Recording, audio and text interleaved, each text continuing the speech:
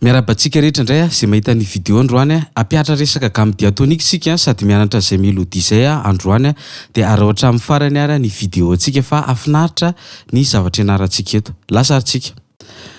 Ny position 4 zao amin'ny diatonique ny ianarantsika tamin'ny cours en ligne na ho anareo izay efa mividy vidéo a, tao niveau débutant dia hoe dia ao anatin'iny tsika no akan'le mélodie le hoe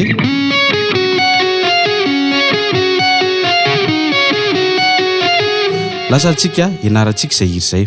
Ao amin'ny position 4 iny zao tsika, zany hoe tonalité do dièse lis satria nanomboka teto a, do ré mi fa so zany nataontsika teto amin'ity do dièse ity, dia ao anatin'iny tsika mila mijery tsara hoe aiza nanombohan'le mélodie. Rehefa nenoko zao le hira dia hitako hoe tao anatin'iny le izy hoe ao anara fanaovana an'izay.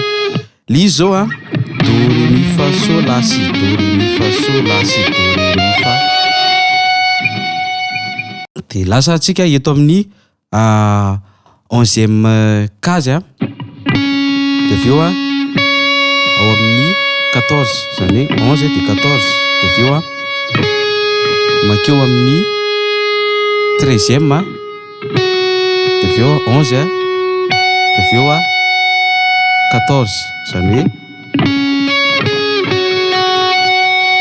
dia avy eo a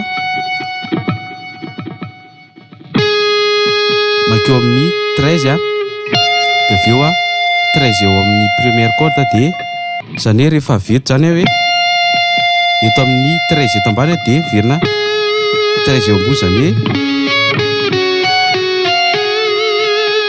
veriko. Zay ny groupe 1. Le groupe 1 zany tendrena indroa.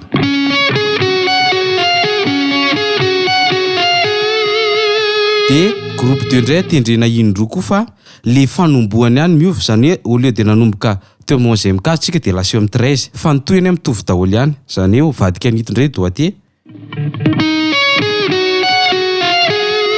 zany hoe ohatra zao ihany. Dia zay groupe 2 zay miverina indroa. 1 zany ohatra zao a, groupe 2,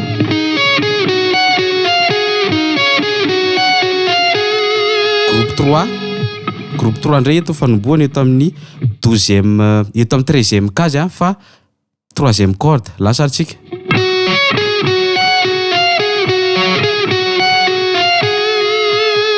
Zany hoe groupe 1 a indroa, groupe 2 indroa, 3 indroa, dia groupe 4 indroa, dia le 4 sy ny 1 mitovy ihany, zany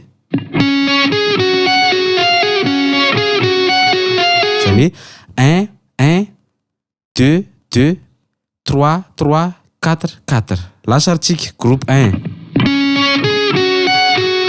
1 ihany. 2, 3, 4. Dia hitanareo fa mora lizy a, anjaranao sisa mianatra. Dia misaotra antsika rehetrarehetra nanaraka ny vidéo androany a, azadina ny partager ny vidéo antsika. Misaotra tompoko.